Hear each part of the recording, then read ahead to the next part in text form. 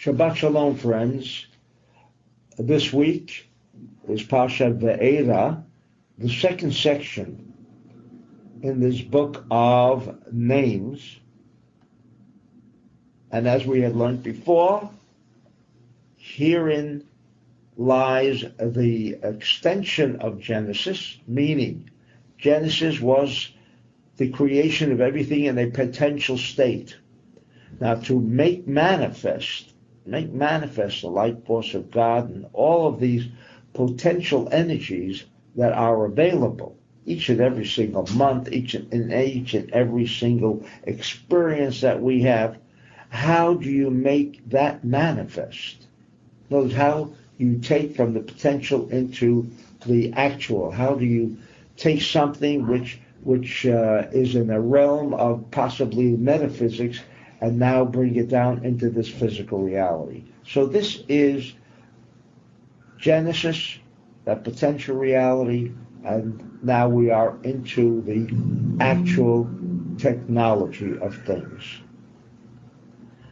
And so we have here in this section of the era the beginning of the actual manifestation of this awesome power of the light force of God, which includes variations of that light force, because if we're baking bread and we want to have the inclusion of the light force into perfection of this bread, you draw upon the light force that is going to address baking. I'm giving you this kind of outlandish example, but yes, even in baking, even in cooking, we know that when you prepare something, if it's done with love, what does love mean? You're actually hoping to include within the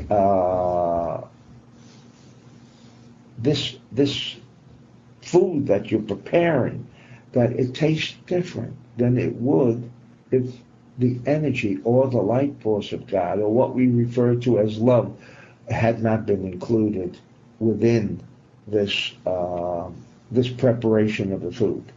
So now we are into the era, the actual beginning of technology that can begin to improve our lives, that can begin to permit the control over the physical manifestation, over the physical reality. Because again, let me remind you that the problem that mankind endures and experiences is the fact that these problems only become manifest on that physical level.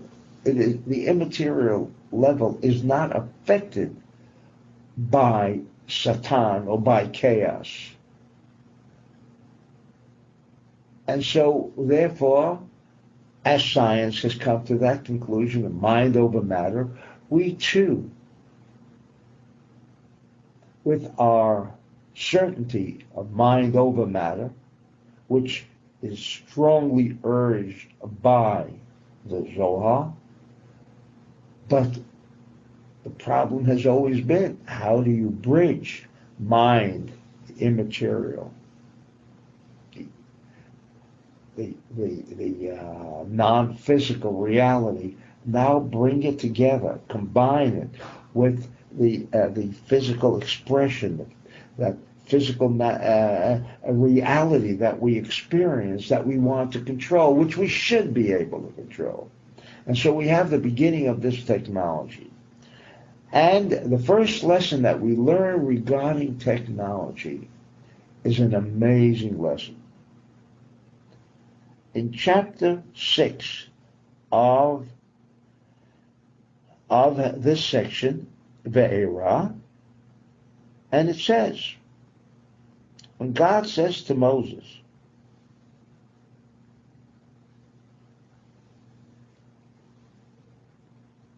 go unto Pharaoh, king of Egypt, and tell him that he must send the Israelites out from his land. And Moses says to God, the Jews don't listen to me. How will Pharaoh listen to me? And furthermore, I told you, Ani aral sifatayim.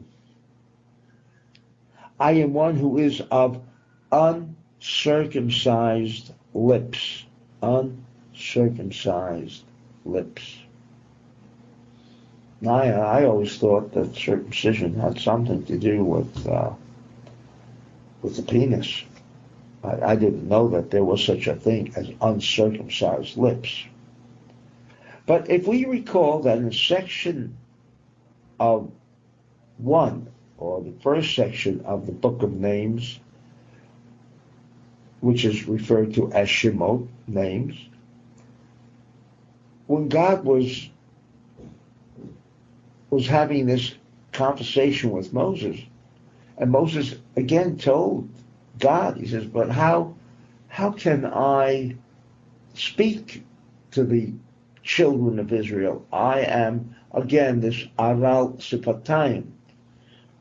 Meanwhile, we use that expression, uncircumcised lips, because the origin of aral is really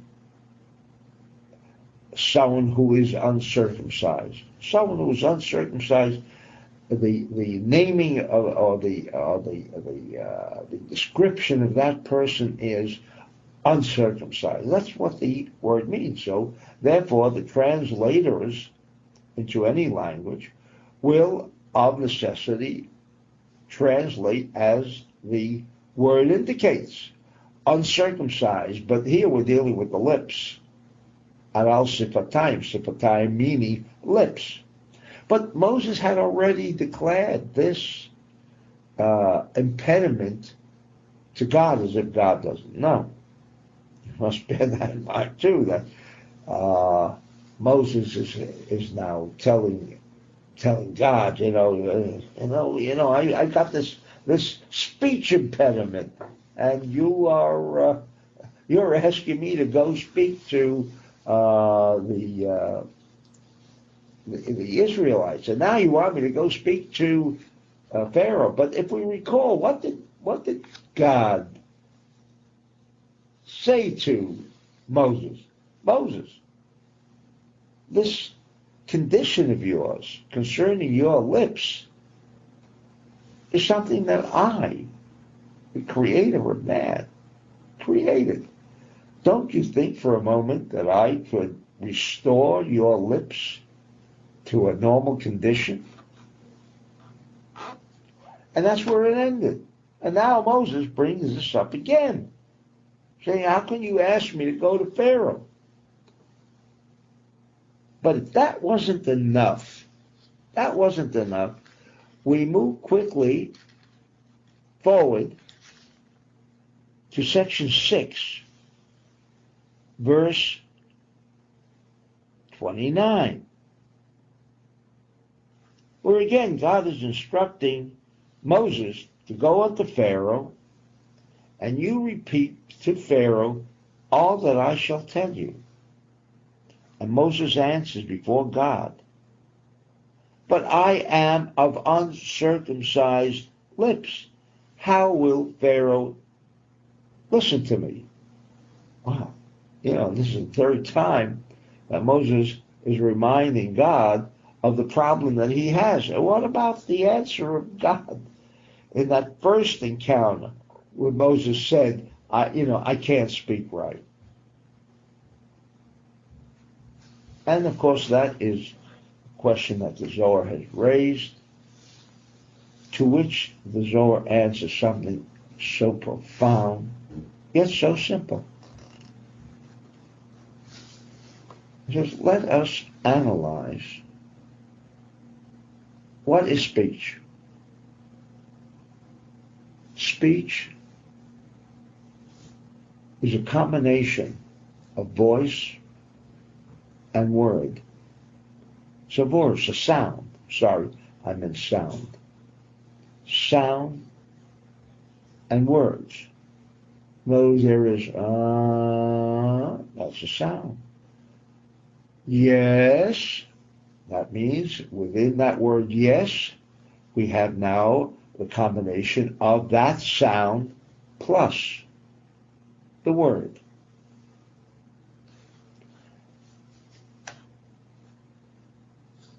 And the Zohar makes the distinction that here, in fact, the Zohar says there is a secret. It is a secret that is being revealed here. That Moses is voice. What does that mean? Zerampin. That other reality, that other parallel universe, the flawless universe. That is called voice. Where does that voice come from? It comes from another level, that parallel universe. It is only when that voice becomes manifested in words, those words now are considered to be in another category. That sound now has been brought into another realm, another reality, which is the reality of Malchut, this world as we experience it, this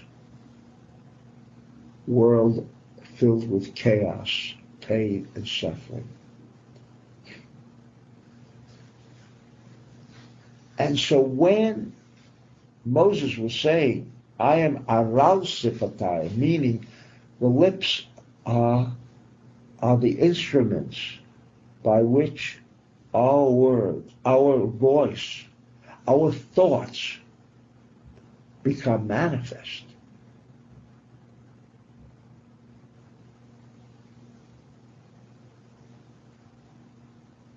Moses was teaching us something so valuable. Torah was teaching us something so valuable. That mankind has a thought, and then he makes it manifest in words. Thought, again, is within that realm of the non-physicality.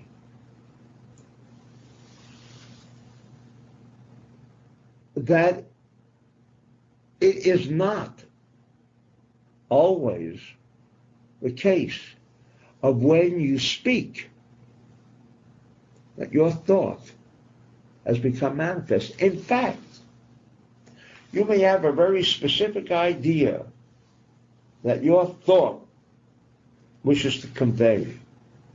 And yet you can have an audience of 10,000 people, and there is a possibility that what you thought and what you said may have been understood in 10,000 different ways, different from each other. How is that possible? Because when this world takes over, and the control over this world has not yet been achieved. And that's what we're talking about. Controlling this physical nature, this physical reality. Mind over matter. That's what it's all about.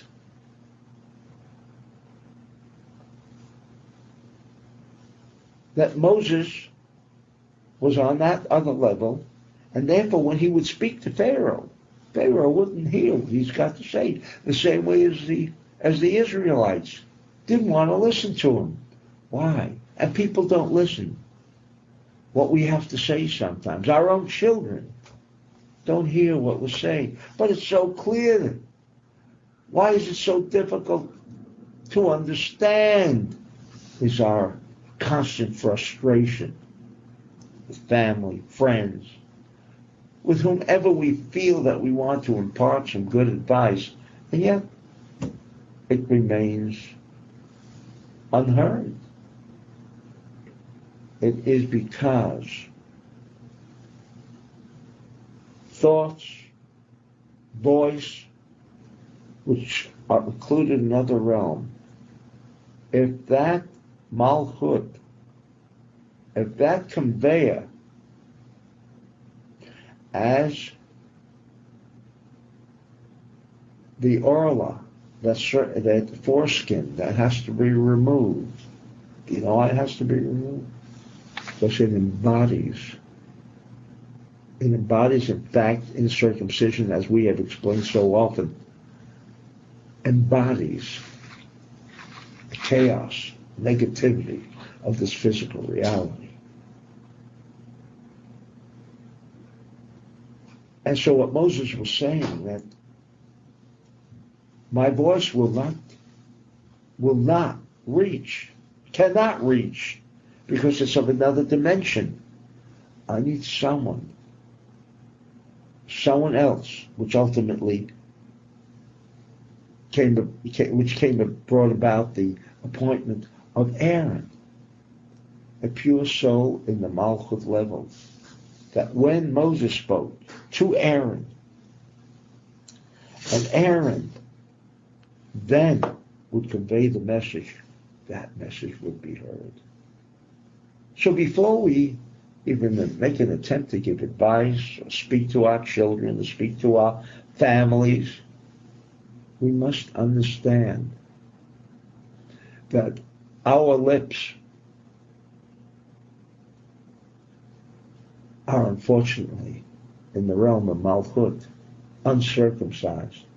And if those lips haven't been purified, those lips have not been brought up to a level that will be comparable to the flawless universe of Zerampin, that other universe that we all strive to connect with, words will be unheard.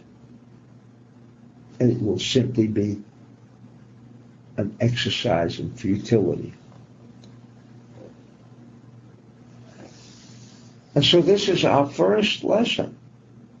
Now when we are speaking of mind over matter, no matter what, mind over matter, whatever is included within that topic,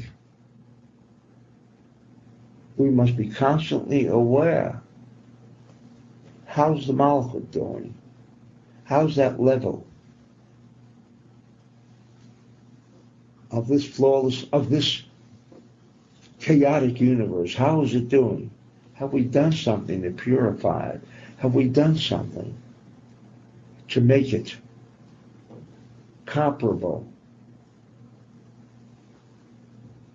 similar to that flawless universe? Has our tongue been filled with a little lashon hara, evil tongue? Many of these aspects that the tongue is involved with, truth, falsehood, all with the tongue, all with the lips. How have we been doing there? Have we lied a little? Mind over matter cannot come together unless that Malchut resembles, unless that Malchut is comparable, or might we say, is as pure as that level of Zerampin, that parallel universe. And then we go on to the technology of the plagues.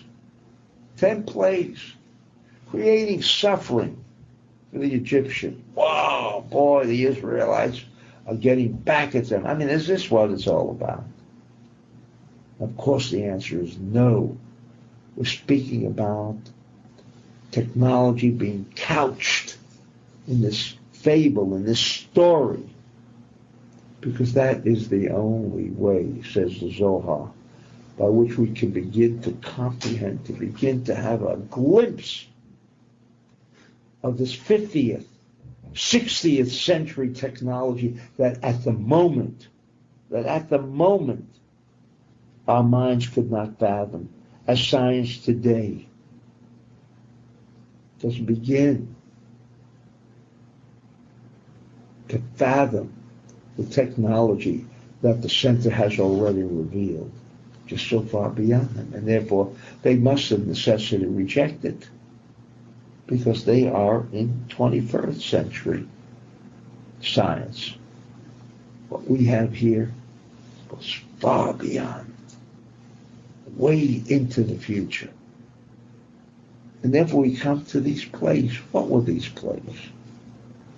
These plays were again demonstrations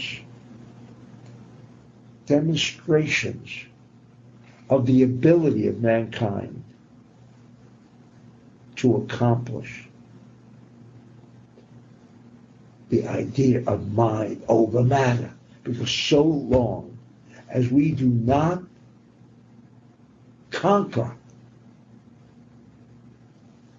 that intrinsic energy of matter, which is chaos, which is time, space, and motion, which is the limiting factor of mankind, there will of necessity be chaos, illness, cancer, you name it, war, human suffering. It is unavoidable. And so here we get our first lesson.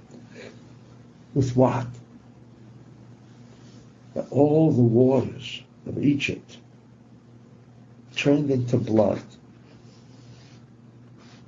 And then Pharaoh comes to Moses and pleads with him, please turn it back to water,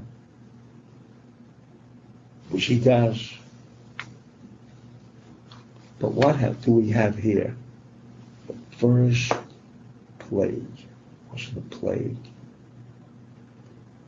It was a demonstration that the essential waters as we experience it today is so polluted, so corrupt with what? With nuclear waste,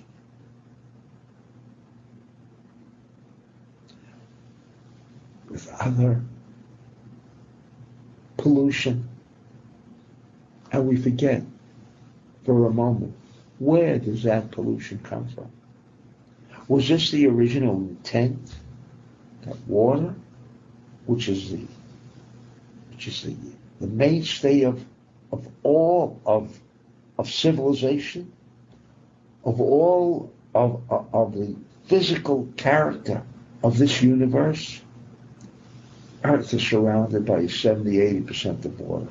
Our bodies are 80-90% of water. Our cells, 80-90%. Everything is water.